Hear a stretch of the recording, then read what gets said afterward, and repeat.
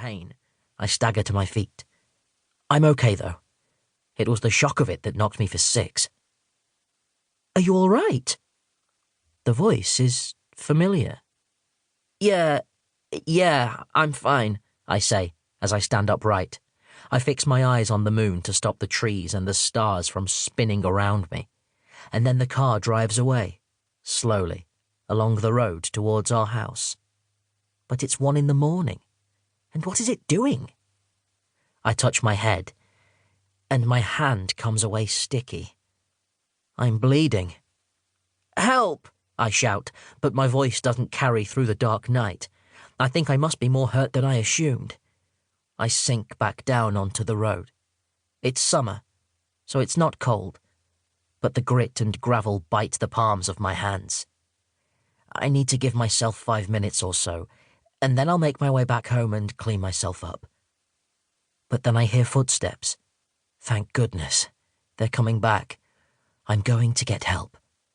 The moon throws a milky light, and the moving shadow gets nearer and nearer.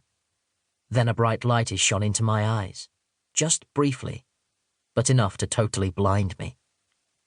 Help, I say. I'm more injured than I first thought. Then a searing pain and blackness. 1. My little salon is at the front of the house, with a window that looks onto our drive and the private road beyond.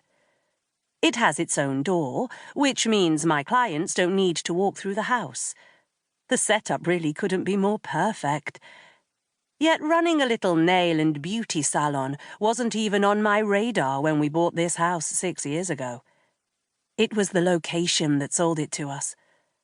Mike wanted to be within a 20-minute commute of his architect's practice in Horsham, and I wanted space, countryside, and a good primary school for the kids. A community would have been nice, but unfortunately we didn't get that. The neighbours keep to themselves around here. Nevertheless, whenever I drive up the lane, a narrow country road with overgrown bramble hedges and clusters of oak and beech trees, their boughs hanging low and scattering acorns and leaves on the verges, I feel a deep sense of gratitude. I wanted the countryside idyll, and I've got it. I can't decide which season I like the best.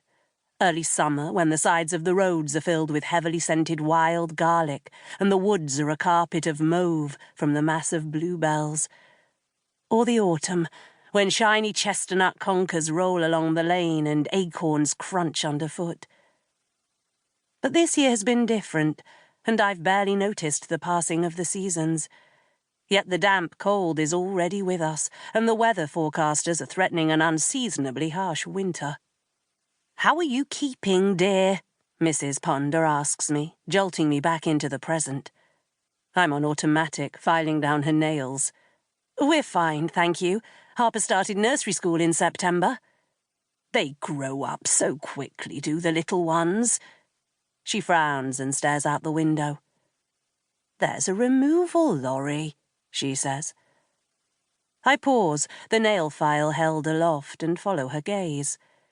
It's the size of a Luton van with the name Carefree Removals emblazoned with big red letters on the side. Not one of those large 7.5-ton HGV types that we had when we moved into this house.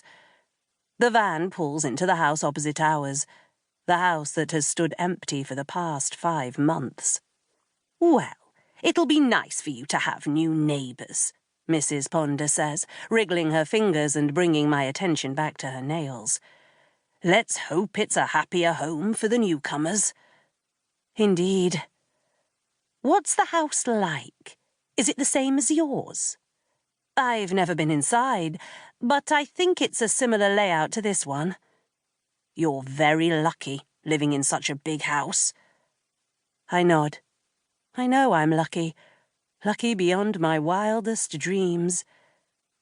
Mrs. Ponder has deep ridges across her nails, and I work rapidly to smooth them out. Sometimes I wonder what I'm doing, painting people's nails, shaping brows and removing unwanted hair, all the while listening to the minutiae.